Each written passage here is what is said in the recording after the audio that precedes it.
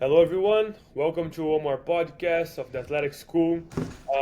Today, our subject is the bulletproof mindset, um, and our guest speaker is Ali Haseeb. He's a speaker, author of the book Creator Frequency, which we're gonna talk about it later. Creative and serial entrepreneur. Ali, thanks so much for joining me. Igor, thanks for having me, brother. Thanks for doing this. This amazing platform that you've set up so far. Awesome, awesome. I'm glad you agreed to share a little bit of the things that you have been sharing already.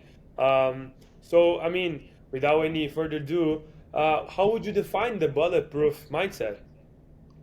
So you got to realize that in life, have you heard of the term Sonder? No.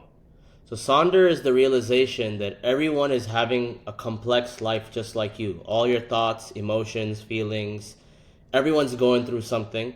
Hmm. Times 8 billion people, times however many years that Earth has been, populated and active. You know what I'm saying? Yeah. So the one thing that separates those people that take things to the next level is up here. Before it materializes, they visualize.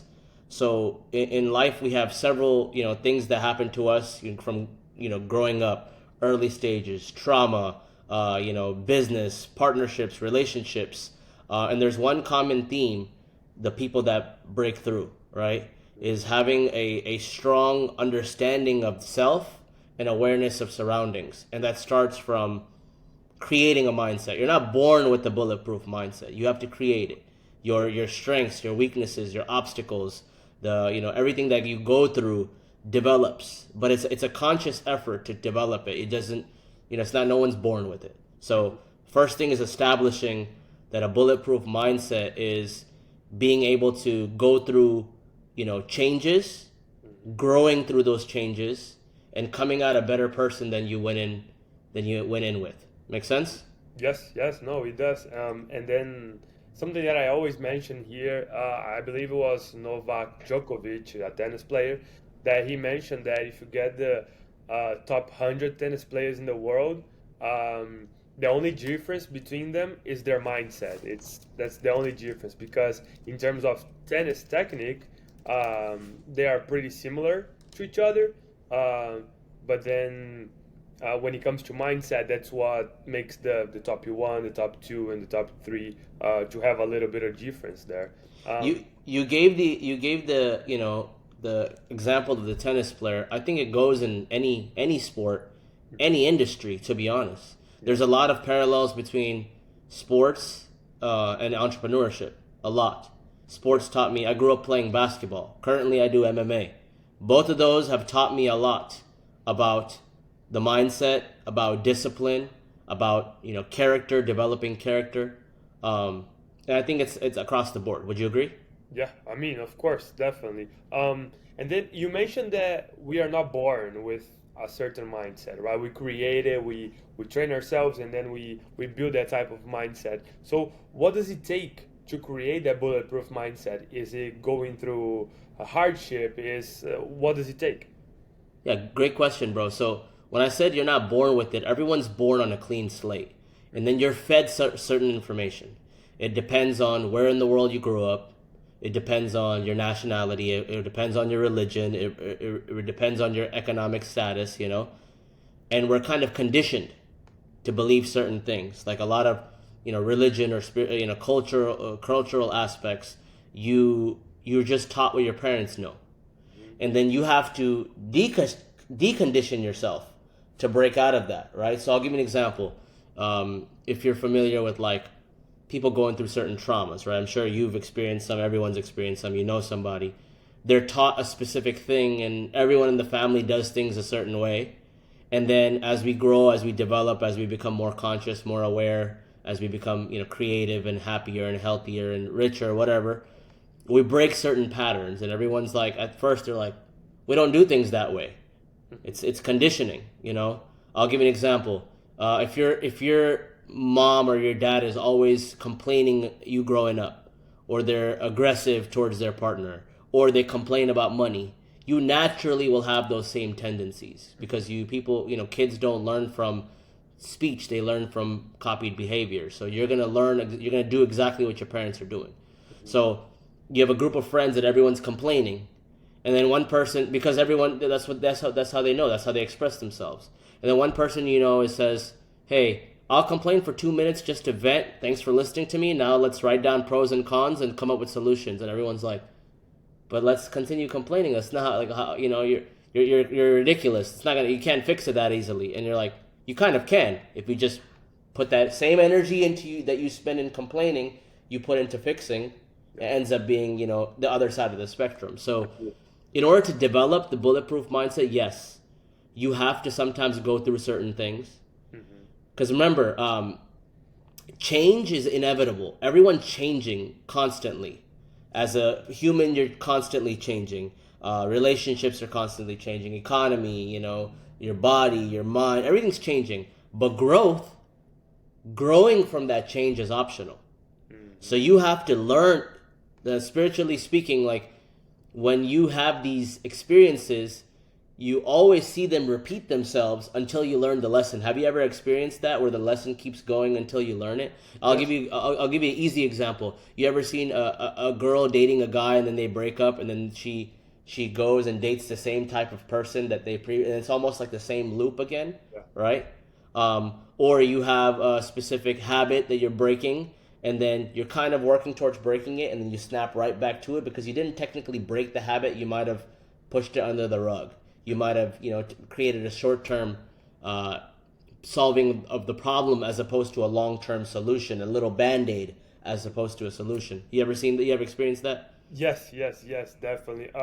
So many insights when we were talking. The first thing for me that it keeps coming back, it's like the environment that we live in, the people that we hang out with. Like you mentioned, friends and parents. I'm reading the book called cyber Cybernetics. Yes, and then the guy talks about that. If you grow up, and then when you say something, your parents complain to you that you're talking too much, you're doing this too much, and then you become that person that you won't talk anymore at all. And then it goes back to what you said. And then environment, people that you hang out with. If you go out with friends that, for us, especially as athletes, if you go out with friends that the only thing they do it's smoke and drink, it's kind of like you can complain that you are not becoming a better athlete because you're going totally against what you're supposed to be doing, right?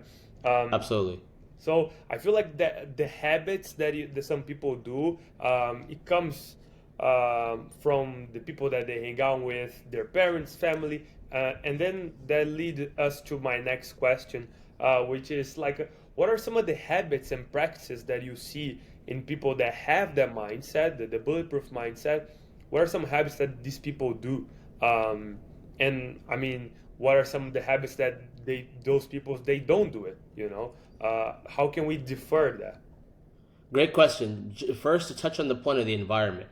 The environment plays a very huge role. Like I said, as a kid, you can't really control your environment, right? Whatever situation you're giving, you have to kind of take that. Some people are born with a lot of advantage. Some people are born with a lot of disadvantage. You might have rich parents. You might have poor parents. You might have this nationality or race. You might have this race. It doesn't. You don't know. But at a certain point, it becomes your responsibility as a man or woman to fix those environments. There's a quote that I always read. It's like, yeah, your environment does shape you, but at a certain point, you have to stop letting it shape you. You have to start shaping your environment. I'll give you an example. If you're even 12, 13, 14 kid, and you understand that, hey, I have this group of friends that go and play sports, and they're playing football and soccer and basketball, and they're involved in after-school activities and that. But also in my neighborhood, I'm used to hanging out with these friends that go and smoke and drink and do stuff that they shouldn't do, right? You have a choice to take away from this group and start putting your energy and time in this group. To a point where it might even be difficult sometimes because you might get bullied, you might get made fun of, they might say you left us hanging, they might talk about you, but you have to make the conscious effort as a kid. Now, as an adult, it's your requirement to make a conscious effort. I'll give you an example.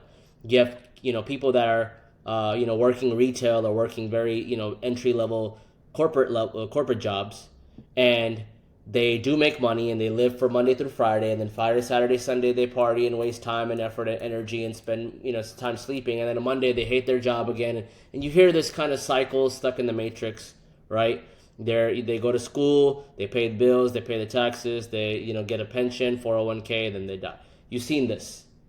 But you've seen the people try to break free from the matrix. Hey, instead of spending the weekend of me wasting time and getting drunk and doing all this kind of stuff, let me go use it to spend that time to get ahead, learn another skill set, start another stream of income, read a book, attend an event, right? It's up to you, right? So sometimes, yes, in the beginning of your life, environment does shape you, but as you grow, as you mature, as you elevate, it's up to you to control your environment, right? Especially like now, I personally, I've been sober for 4 years. Well, talking to do's and to don'ts, right?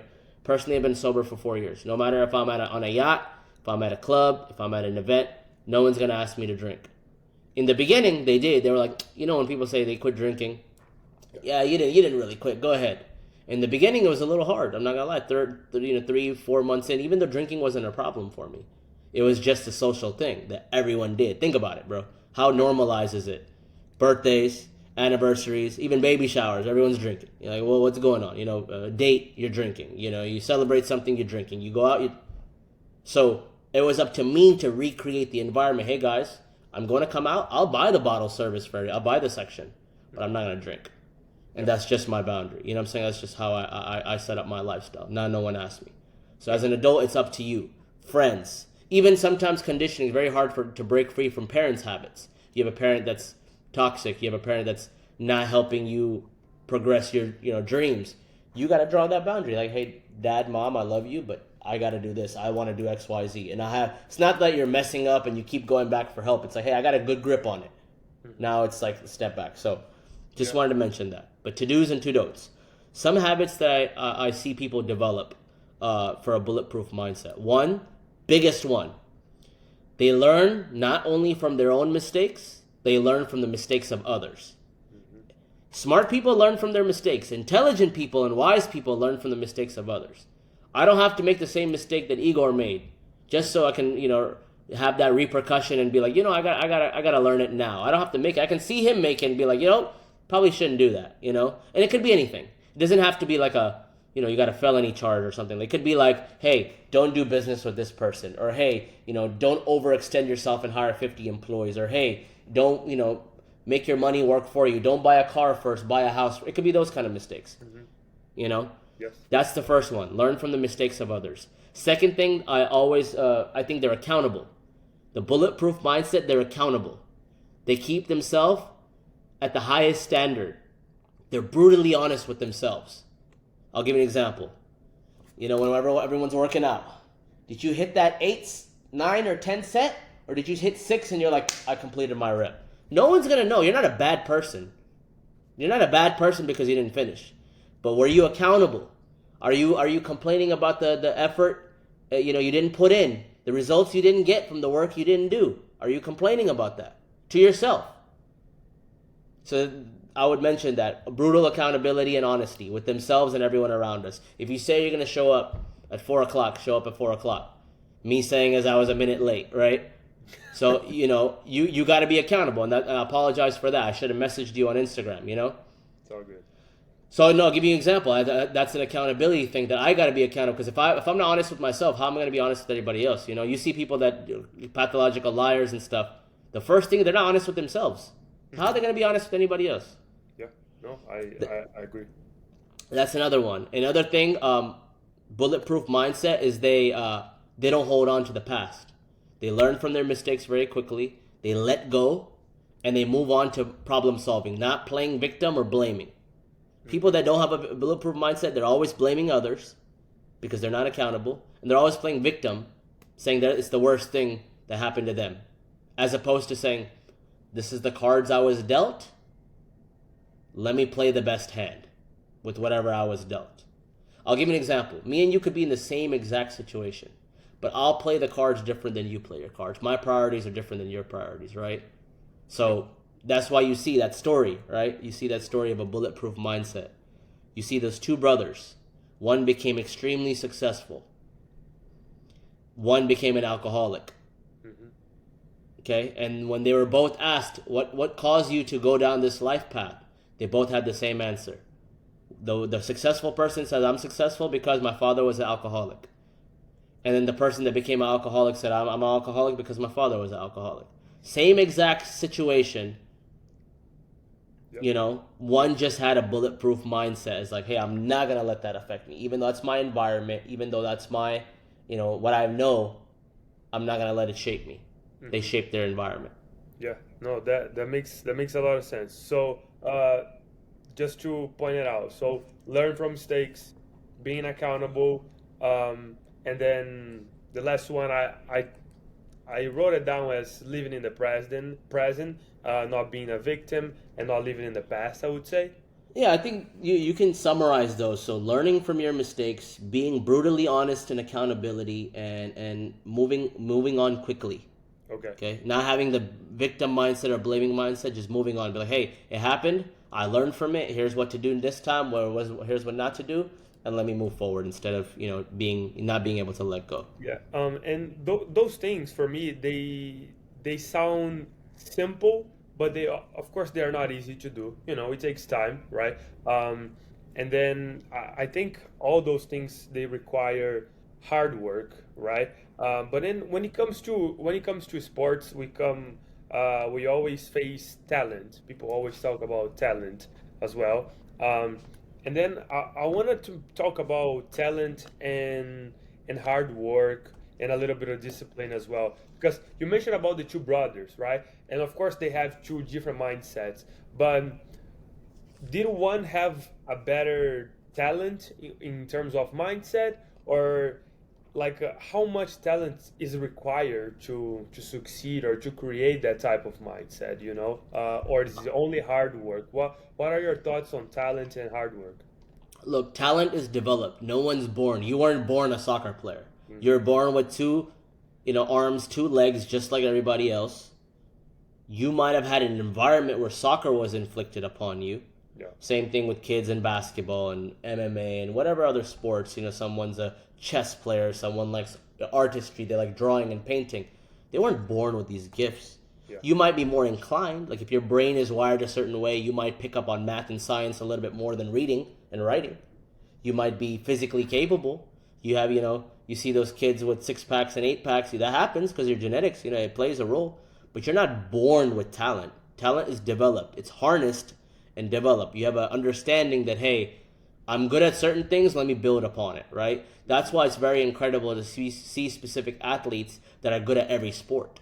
Because they're athletic, natural athletic ability, but they developed where they're good at multiple sports, right? You can't just born out of the womb drawing, like Picasso. You have to practice that. So hard work beats talent. You've heard that quote. Hard work beats talent every single time. Talent does play a role. Genetics plays a role. Environment plays a role. But hard work can beat all of it. 100%. Discipline's a huge part of my life, brother. Discipline has changed the way I think, the way I move, the way I surround my environment. It's all discipline. I'll give you an example. I want to be a billionaire. What do billionaires do? Billionaires read. They learn. They connect with other people. They travel. They build businesses. They fail multiple times. The billionaire failed thousands of times before he was successful. Yeah. Okay? So I need to do those things. I'm working on, getting my dream body. I'm down 40 pounds in 2 years. Okay? So I need to hang out with people that are physically fit. People that run 10 miles without, blinking an eye. You see what I'm saying? Yeah. It's the hard work they're putting in. Yeah, there's few things that money can't buy. Money solves a lot of problems, but money can't buy respect, can't buy love, and it can't buy a perfect body. You see what I'm saying? Yeah. You can buy it aesthetically, but it won't be good on the inside. You know what I'm saying? Yeah. Yeah. The engine to work completely. So, discipline's a very important life. Me. I'll give you an example of discipline. I gave up drinking and smoking. Was that hard? Very. Everyone around me did it. Everyone wanted to wind down and smoke and this and that and drink, and people started making money and they're like, oh, we're gonna go party and pop bottles and this and that. Very hard. But my discipline kept me going. It's one of the best decisions I make. Reading, another discipline. Do I want to sit there and read? I'd rather relax, close my eyes, watch some TV. No, but I want to read an hour a day. Yeah. These are my books for next 2 months. Look at these. Perfect. So, and I have a big bookshelf. So I'll give you an example. Reading, same discipline. Working out, very important discipline. Wouldn't it be nice just to sleep? Fan, cold fan is on. You're underneath the covers. Nice room is cool. 6, 7 o'clock. You don't want to get up and go work out and push your body and rip your body and go sweat, but it's discipline that gets you going. Motivation is good. Motivation is very temporary. Discipline is like, hey, I need to get to this goal. Let me work out 6 days a week and take my rest day. So discipline is a bridge. Discipline leads to freedom, bro. It's the highest form of self-love. People don't realize. Yeah. If you're disciplined, you love yourself. Yeah, no, I agree with you. A long time ago, I read a quote that says, "Discipline is the bridge that connects dreams with achievements." And when I put that in my mind, and I understood that it was about discipline, not necessarily motivation, because the alarm goes off at 5 in the morning. There's no motivation. It's dark outside. It's cold. Nobody's awake yet. There's no motivation to get up. It's the discipline that let us get up and and do what we need to do in order to achieve what we want to achieve. You mentioned a lot about reading, right? And I think that in the field that we are, a lot of people read, but unfortunately, there's a lot of people out there that they don't read yet, and which is sad, because the little things that I know today, it's because I had the possibility to talk with people like you, but also because I was reading a lot, right? So what's the importance of reading? What do you see what's the value of reading, especially because I feel like athletes, like at least in my field here, people that in my environment, I don't feel like they read. Maybe they say, yeah, I'm reading here or there, but they read up for school. They don't read nothing that helps or add any value to their life. So what are your thoughts on reading? Couple of points that you mentioned. It goes back to my first thing that I said, creating the bulletproof mindset. Mm-hmm. What are you doing when you're reading? You're learning from the experiences of others. Yeah.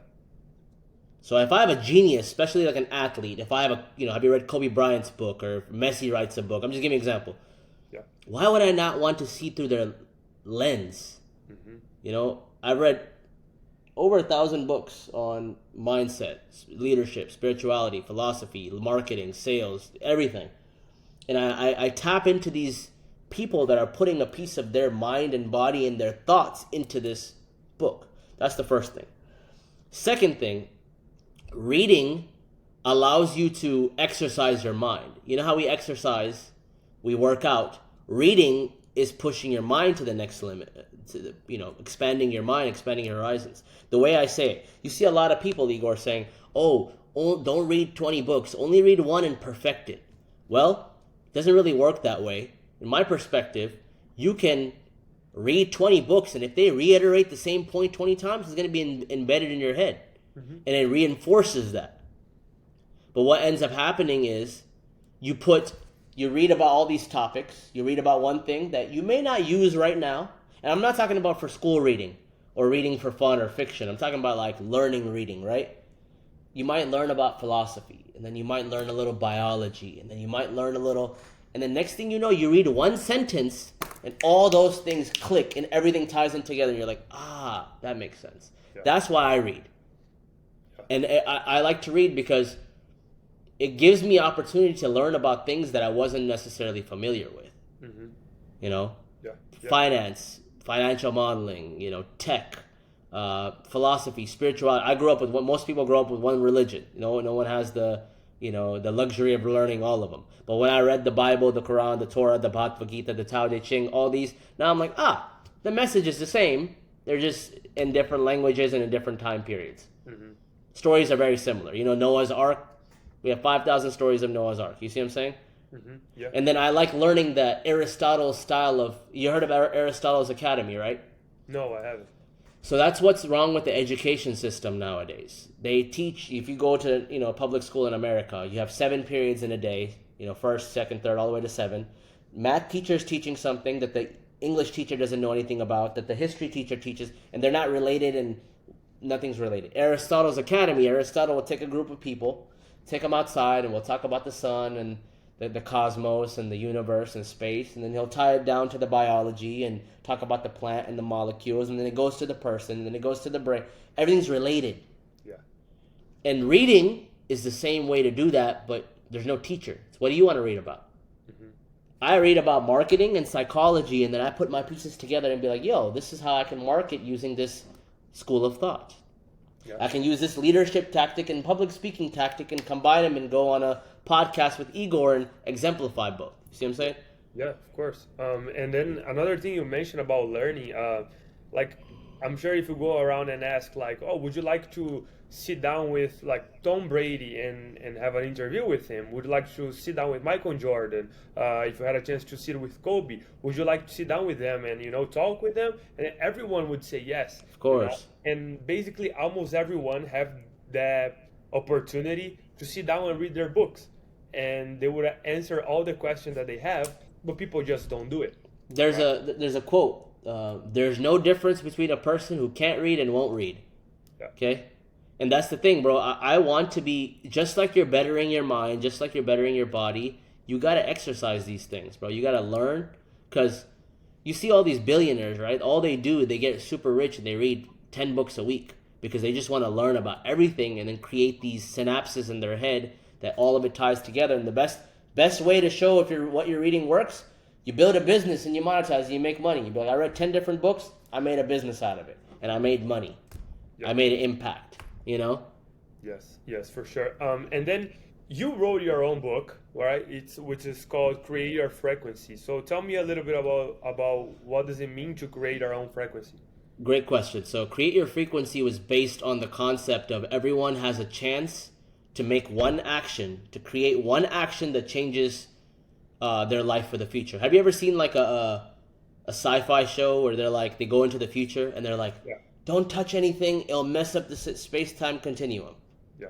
And then one thing is messed up and everything's changed. Do we realize that today you can make one action and change the entire course of your life? I'll give you an example.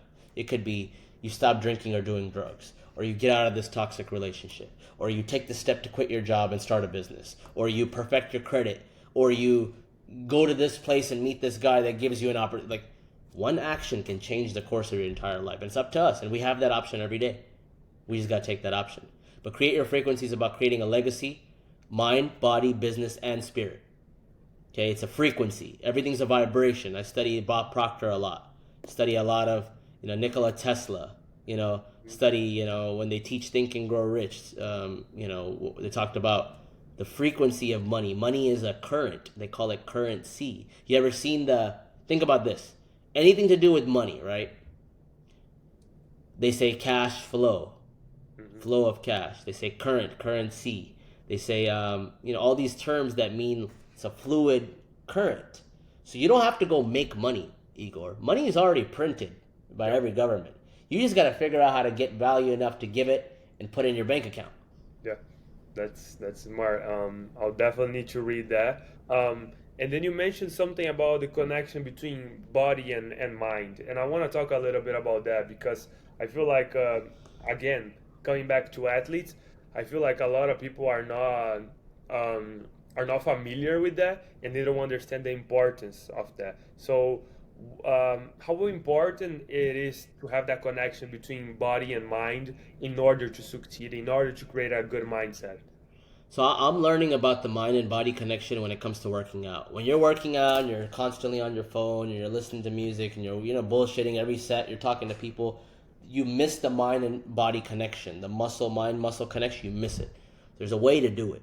But I also learned it in terms of people healing their bodies, visualizing themselves, jumping higher, running faster, doing breath work. You have to have that understanding where you can sit in presence and wiggle your toes and wiggle your hands and, do yoga and all this kind of stuff, right? Because I use breath work a lot. Breath work made me lose my asthma. Doctors couldn't fix my asthma, but me, my mind, and my body, 20 years of asthma, I lost it from doing breath work for 1 year. Yeah. Have you ever heard of the Silva mind control method? Yes, but please tell me about it. Jose Silva is a teacher who learned ESP. He tested it, scientific test, did it with his children, and they're like honestly reading each other's minds, crazy stuff. He creates written in early 1900s. He creates a scenario where you put the screen up in front of your face and you're visualizing, like visualization, manifestation, right? But you visualize what you want to see happens, and it's a very you feel the emotion and you do all this kind of stuff, and it's one step closer to manifesting because you visualize it before you materialize everything. Any invention that ever came about, it was visualized first. Someone came up with it in their head. Like, I'm gonna make this light bulb. I'm gonna make a car. I'm gonna make the first. Have you seen the movie Lamborghini? Go watch that. It's pretty cool. No. So Lamborghini. So it's like I'm gonna make this Lamborghini. It's gonna be a supercar. The guy used to make tractors. Mm-hmm.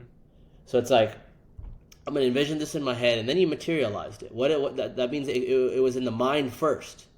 Same thing. You want an ideal body. What does that mean? Ideal body. I'm visualizing my ideal body. Then I have to work for that. I want to create a product. I have to visualize. I have to draw it out. I have to conceptualize it out. Conceptualize it out. It's a concept first, and then it becomes reality. So I think every athlete or not, because remember, I'm not an athlete per se. I embody the healthy and wealthy lifestyle. I'm not necessarily an athlete. I do play basketball twice a week, and I do fight 4 days a week. But I'm not athlete by any means. I'm just trying to be the ideal athletic version of myself. But the reason I said that, the bulletproof mindset, the visualization that goes into the discipline, everything's related. It goes into the discipline. I'm like, all right, I'm going to get up Sunday night. I'm going to plan to get up on Monday to work out this time and hit this workout and, eat my food and drink my shake. And Monday night, I'm going to go to MMA and I'm going to, learn this. And the next day at the gym, I'm going to stretch and visualize all that. Mm-hmm. And then the next day I do it. And once I do it, I'm like, all right, I can't just look up and see my abs right there one day I'm working. That's not how it works. It's a little 1% better every day. I'm one step closer to my goal. Next thing you do, you did that you had one good day for 6 months. Now you're jacked and shredded. You feel good, you look good, everything. You know what I'm saying? Yeah, so that mind is very, very powerful. Yeah, it is. And it almost feel like a magic, right, in a way. But I mean, it is kind of magic. It sounds like magic, and it is. Napoleon Hill, on his book, one of his books, he mentioned, like, if you go to bed and then you tell yourself, like, tomorrow I want to wake up at 6 a.m.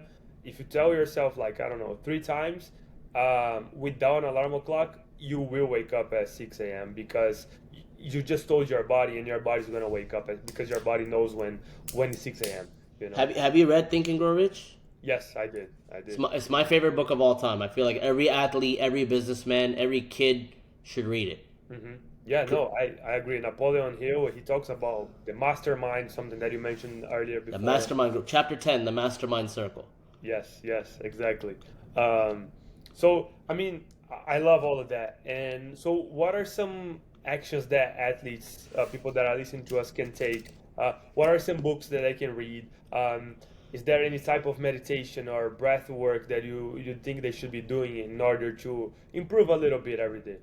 I think, like, I'm getting into biohacking too. So, like, go to the sauna, do ice baths, a couple times a week, and just develop push your body, but also rest very hard. Take the right. Don't. My biggest thing is, and when it comes to athleticism, bro, it's not what more can you do. It's what you can't do. Don't damage your body.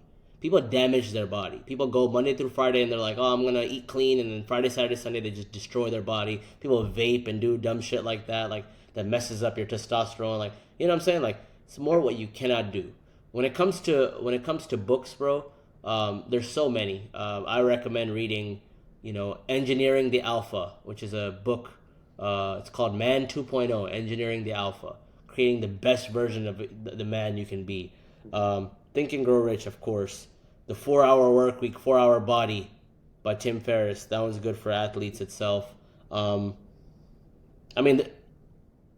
of the books that I can recommend won't be about athleticism or athletes necessarily. They'll be mindset books that you can use in athleticism. Yeah, no, and that's what I want, and also what I want to share, because I feel like, for us as athletes, we can go to the gym every day, and we can become stronger in a way. But then when it comes to the field, when it comes dealing with the problems on the field and improving your IQ and becoming an intelligent player, and dealing with stress and everything else, comes back to mindset, and for me personally, that's the only thing that helped me in a way. And I mean, I haven't played at an extremely high level, but when it comes to mindset, I feel like this is the most important thing. And business and sports are extremely related as well. And that's the idea that I want to share with people because they need to understand that sometimes, you know, staying home and reading a book, it's more beneficial than just going to the gym one more time, one more day. You already worked out yesterday, everything, all the parts in your body, but you didn't work out your brain. So maybe it's time for you to hit the library and not hit the gym. So 100%, bro. I think if you want to recommend some books on like mindset like that, like there's so many, bro. There's so many. I can name you 10 books on each subject. So do one on discipline and habit building. Like you can read Atomic Habits or Power of Mental Discipline or Power of Discipline or something like that. Then read something on like bulletproof mindset. There's a book called Becoming Bulletproof. There's Can't Hurt Me by David Goggins, who's a beast, right? Read Can't Hurt Me. That's actually a really good one. Um, and then it goes into the elements of like spirituality, bringing that into business, like manifesting, visualization, outwitting the devil or think and grow rich or something of that nature, using the secret law of attraction, speaking positively. I'll give you an example, right? Give you a perfect example in sports. So uh, if you're playing basketball, yeah, any sport, imagine you're playing a pickup game at a gym, right? Everyone's playing for fun, not on a full team and stuff, but you don't know these people. You're just coming in, you're playing, everyone can play together. Now you have someone who's very, very negative. Every time you take a shot, he's like, "Stop shooting, bro," or like, "Bad shot," or like they're playing like talking shit. yeah. Imagine that versus someone like, "Good shot, bro. Good shot. Hey, good job. Good pass. Great stuff." That single element of the exchange of energy will change the game. I bet you 90% of the time, 9 out of 10 times, the person with the positive energy, their team will win. Not because they're better, just because they have that approach of the positive mindset. Hmm. 100%. Yeah, I, And, I agree. and I've seen that happen. It happened like 2 days ago playing basketball. There was a guy who was very terrible, like energy, and then someone came, replaced him with great energy. We won 5 in a row. Yeah. It happens. Yeah, no, and I agree with you because I feel like, especially when you play in a higher level, people think it's okay to be negative all the time, and like, hey, pass the ball, don't shoot, something like that. But when you come to someone and say, hey, good stuff, next one, then it's way better, and it works way better, and everyone can benefit from that. So I totally agree with you. Um, my next question for you, it's a question that we always ask our guest speakers because I feel like everyone has a different answer for it, which is the definition of success. Um, Everyone I ask, they always give me something different, and I love to hear because there's no right or wrong Right. answer. And then, so what's your definition of success? So yeah, you're right, bro. Definition one, not only is it different for everybody, it changes over time. Yep. If you asked me 5 years ago, I'd be like, I want a lot of money. But now I want abundance in money. I want abundance in health. I want abundance in passion and creativity. But yeah, I have a set amount in my mind. I have location based freedom. I Hmm. want to be able to go to Dubai and Miami and Costa Rica and Egypt and Bali, and I want all these places where I want houses. Um, Strong network, obviously, around me, my family, my significant other, my kids. Strong passion, love, and then a group of men around me that I can support, that we can keep each other accountable, we can push each other, we can have business ideas, and everyone works together. Um, and then being able to give back, make impact. I want to change the world for people that can't change themselves. I want to build water wells. I want to build schools. But success to me is a very complex definition because it involves multifaceted approach, not just money. I have my money in mind, right? I have my 9-figure target, but then I want to be able to be healthy and go and spend time with my kids. I want to be able to take my mom to wherever she wants to go. I want to be able to have date night with my girl no matter how old I am. I want to be, I want to be able to swim from my yacht to Igor's yacht. Yeah. That's success to me. Yeah, for sure. Yeah, again, it's a new one for me, and that's why I love to ask that question. Um, Ali, thank you so much for sharing all of that. I had a lot of insights and a lot of things that I can do myself, and I'm sure people listening to us can take a lot of insights from that as well. So I really appreciate you taking the time to talk with me. And again, thank you so much. I think that's gonna be an open-minding episode for a lot of people. So Absolutely. Hey, Igor, thanks for doing this. Thanks for setting up a platform where you're teaching people, not just athletes, but entrepreneurs, business people, anyone. Because this information goes across the board, right? Anybody can use this. It's just up to them to use it, right? And thanks for having me. And I look forward to just building this relationship with you.